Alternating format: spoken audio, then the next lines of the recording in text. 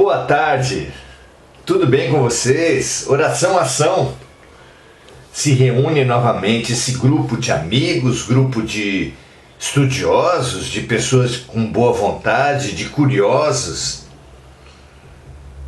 Geralmente a ideia ou o rótulo de curioso é mal visto, mas Jesus não disse que apenas os que forem como crianças entrarão no reino dos céus?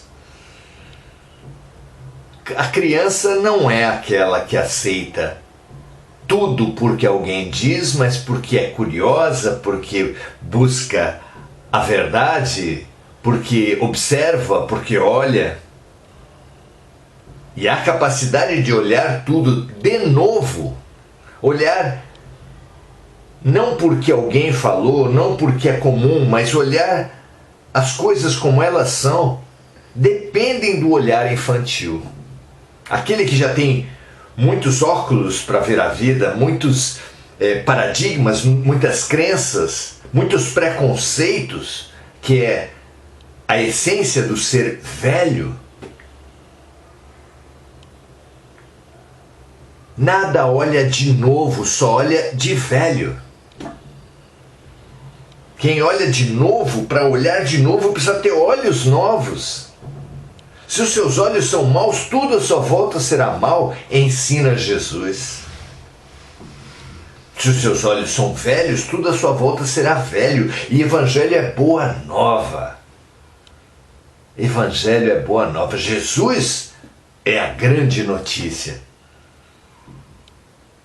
Então, nada mais importante do que analisarmos uma ideia quando ela nos surgir, à luz do Evangelho, não à luz desse cristianismo, daquele cristianismo, mas à luz do Evangelho. Tenhamos no Evangelho o grande critério e na ideia central do Evangelho, que é o amor, o grande princípio. Quando ouvimos Jesus dizer, eu sou o caminho, eu sou a verdade, eu sou a vida, ninguém vai a Deus se não for por mim. Precisamos extrapolar os limites do imediatismo, os limites da conveniência, os limites da própria palavra, porque a letra mata, o espírito vivifica. Então, para além do significado imediatista da palavra, precisamos ir no símbolo. E o que Deus simboliza? O que Jesus simboliza? O amor. Deus é amor. Meu Pai e eu somos um, disse o Mestre. Então, nada há de mais importante do que o amor, nada há de mais real que o amor. E podemos então reler Jesus, reler o Evangelho, reler a vida a partir desse valor. Dizendo assim, o amor é o caminho, o amor é a verdade, o amor é a vida. Ninguém vai ao amor se não for através do amor. Algo que Carlos Drummond também já disse ao falar, amar se aprende amando. Que assim seja com todos nós. Hoje, vamos avançar no penúltimo item do estudo de Allan Kardec sobre a reencarnação. Kardec fez um estudo muito interessante no item 222 de O Livro dos Espíritos. Esse fabuloso livro que nós não nos cansamos de recomendar. Pois bem, no item 222, já que o livro é composto de 1019 perguntas e respostas, as mais interessantes, tanto perguntas quanto as mais interessantes respostas. No item 222 ele trata especificamente da reencarnação à luz de diversas ideias, de diversos princípios. E hoje aqui ele nos apresenta um critério para analisarmos a reencarnação. Por que admitir a reencarnação como verdadeira ou falsa? Como? Qual o critério? Vamos pensar sobre isso? O item tem como título Teoria das Existências Sucessivas do Espírito. E ele vem tratar exatamente dessa questão. Qual o critério fundamental para analisarmos a reencarnação? Diz Kardec assim: conforme já declaramos, até agora não levamos em conta o ensinamento dos espíritos, que para algumas pessoas não tem autoridade. Se nós e tantos outros adotamos a ideia das existências sucessivas da alma, a reencarnação não é apenas porque ela veio dos espíritos, mas porque essa doutrina nos pareceu a mais lógica. E porque somente ela resolve questões até então insolúveis. Nos nossos estudos a gente veio apontando essas questões insolúveis. Como explicar a antipatia gratuita, a simpatia gratuita? Como admitir a justiça e a bondade de Deus perante os talentos precoces e as extremas limitações que surgem desde o nascimento ou desde antes do nascimento, como a paralisia cerebral, o autismo severo, a síndrome de Down aguda? Como compreender que alguns encarnados não precisem nunca trabalhar e outros precisem trabalhar desde muito cedo? Precisa haver algo diferente. A ciência, que se orgulha de explicar tudo, não explica esses pontos fundamentais da vida. Como entender tantos mistérios? Temos visto que a reencarnação explica demais a aparente injustiça do mundo. A criança que passa fome, às vezes desde antes do nascimento, pela fome que passa a sua mãe, prejudicando a sua formação física, a sua formação cerebral. Como explicar tanta aparente injustiça perante um Deus justo? Simplesmente não há explicação lógica. Aqueles mesmos que acreditam na influência do demônio para explicar as coisas ruins, as dores, as coisas desagradáveis, teria que, por esse princípio, pressupor que o demônio é muito mais forte que Deus, ou mesmo que está perdendo algumas situações, que Deus está perdendo algumas situações para o demônio. Então não é todo-poderoso. A doutrina das vidas, da vida única, a doutrina das forças positivas e negativas, da sombra e da luz, da vida como um combate entre essas duas forças, não tem lógica. Por essas doutrinas, ou Deus não seria bom, não seria perfeitamente bom, não seria justo, não seria perfeitamente justo, ou não seria todo-poderoso. Portanto, Deus não seria Deus. Deus, para ser Deus, precisa ser perfeitamente bom, perfeitamente justo e absolutamente todo-poderoso. E para ele ser tudo isso, perante tantos fatos desagradáveis que acontecem na vida, só pode ter um motivo. existe uma razão que nós não estamos conseguindo identificar. Uma razão que certamente não vem dessa vida, porque não há justiça nenhuma. O que pode um bebê, um feto, ter feito de mal para ter tanto sofrimento já desde a barriga da mãe? Claro, a resposta, a explicação vem porque a vida não começa no berço, não começa nem mesmo na concepção. A vida é anterior ao berço, anterior à concepção e será posterior ao túmulo.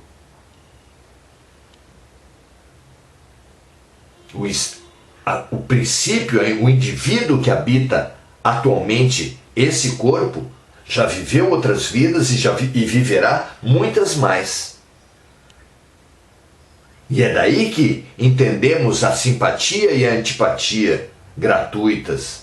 É assim que entendemos as doenças para as quais nada fizemos para adquirir. É assim que entendemos os acidentes que sofremos sem nada ter feito, sem nenhuma responsabilidade sobre eles. Claro, ou há justiça ou não há. Se há justiça, e se essa justiça é perfeita,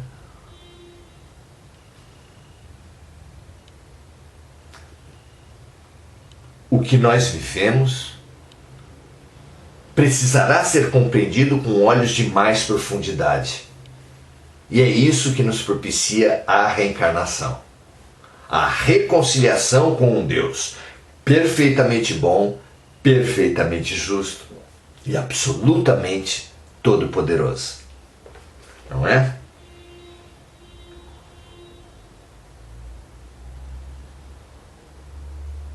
Se a doutrina da reencarnação tivesse vindo de um homem e não dos espíritos, não teríamos problema algum em adotá-la e não hesitaríamos um segundo em renunciar às nossas próprias ideias.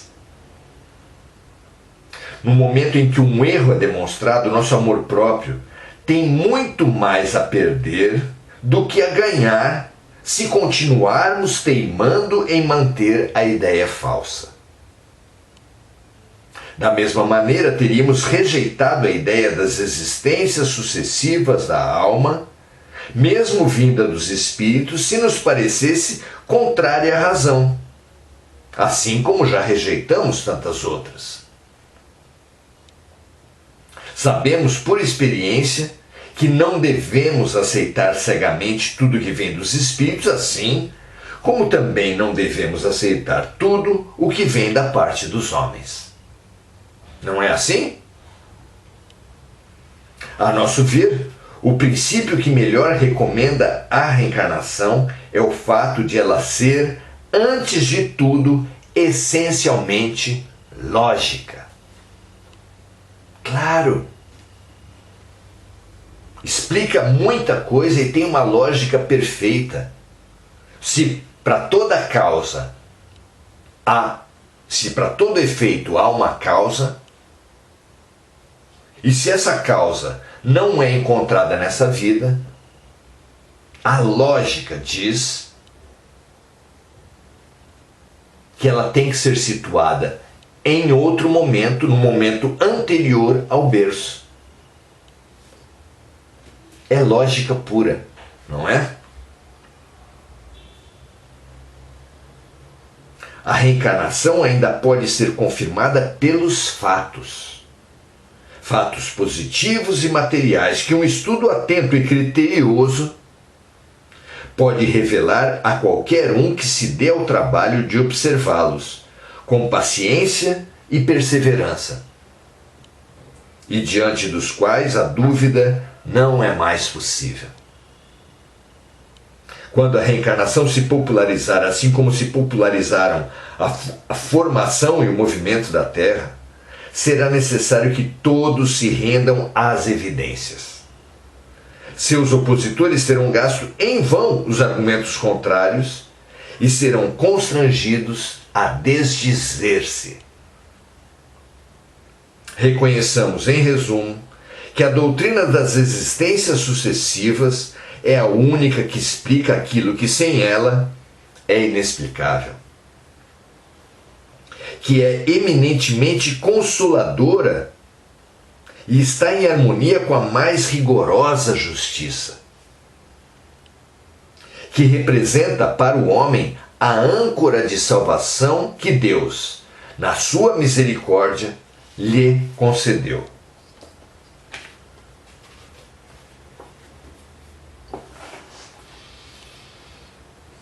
Todo aquele que reflete, todo aquele que usa a razão, todo aquele que se vale da lógica,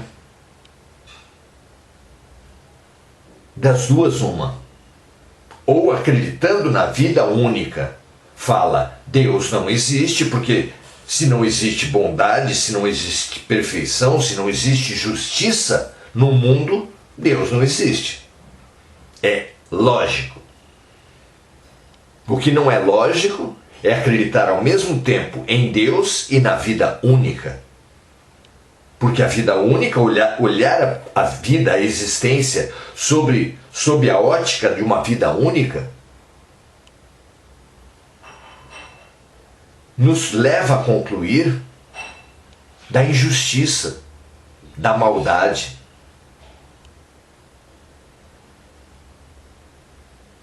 Que não podem existir, o mal não pode existir se existe Deus, a falta de lógica não pode existir se existe Deus. Então, assumamos uma postura lógica. Ou existe a ordem ou o caos. Ou existe a justiça perfeita ou a injustiça. E se existe a justiça, a bondade, a perfeição, e o mundo se mostra tão imperfeito, é porque o nosso olhar não está abarcando a totalidade. Fabuloso é o conto budista que coloca 4 cegos diante de um elefante e tocando-os, os 4 cegos cheguem a conclusões muito diferentes. Um que toca na pata pensa estar diante de uma árvore. Outro que toca a orelha do elefante pensa estar diante de uma cortina. O outro que toca a barriga do elefante pensa estar à frente de uma parede. O outro, enfim, que toca a sua tromba pensa estar diante de um encanamento. E todos os 4 estão errados. Por quê? Porque cegos não assumem a visão ampla, a visão de conjunto, a visão sistêmica.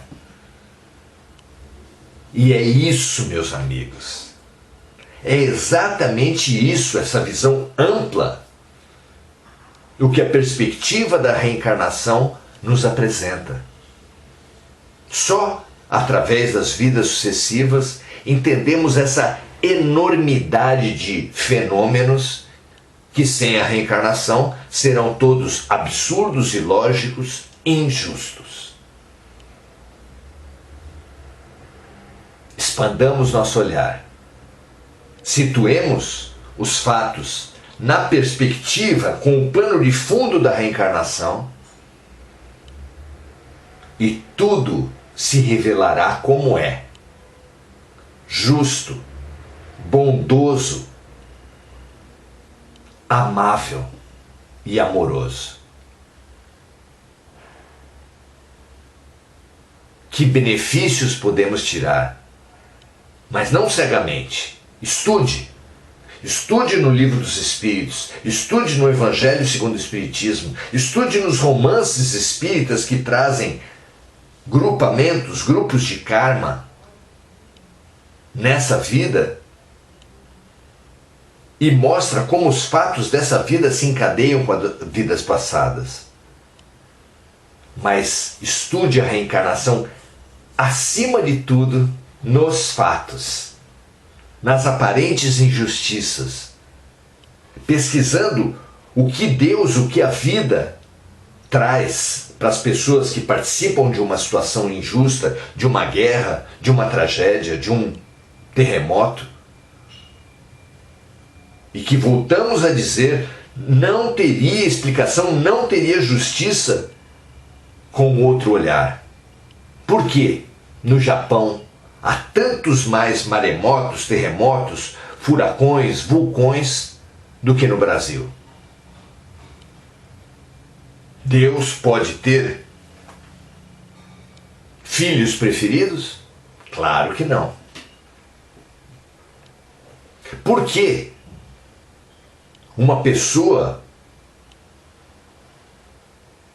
tem talentos tão brilhantes, enquanto outra se mostra obscurecida por limitações gritantes.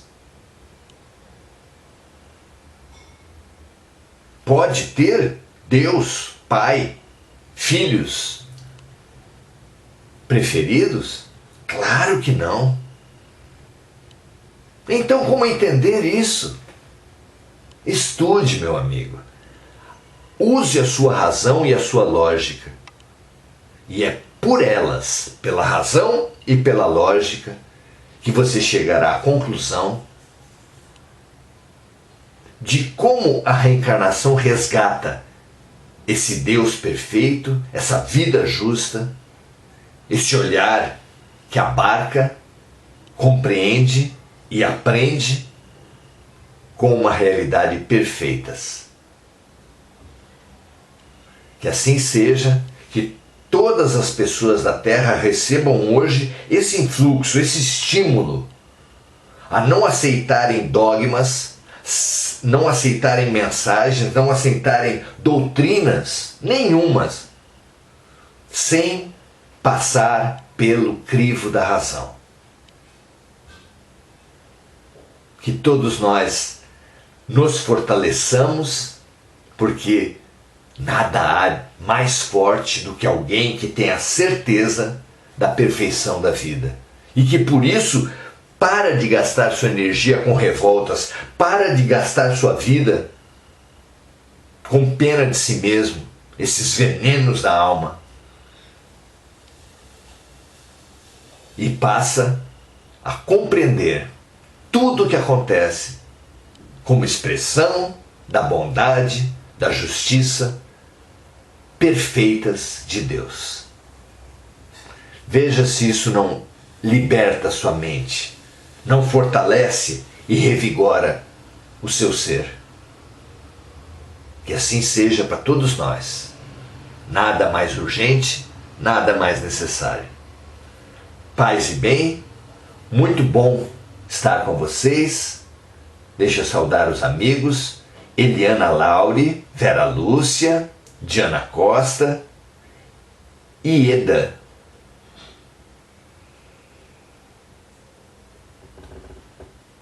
Ana Afonso, Gugu Souza,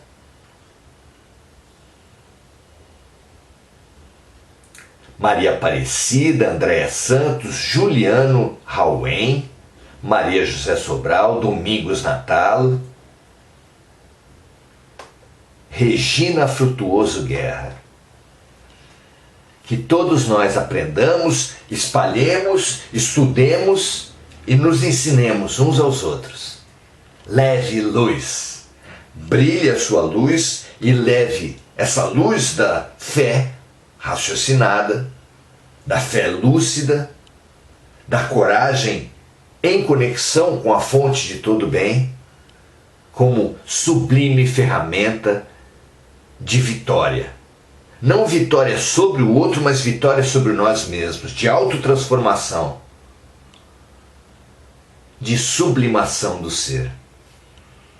Muita paz e muito bem para todos vocês, para todos nós. Amanhã estaremos novamente juntos.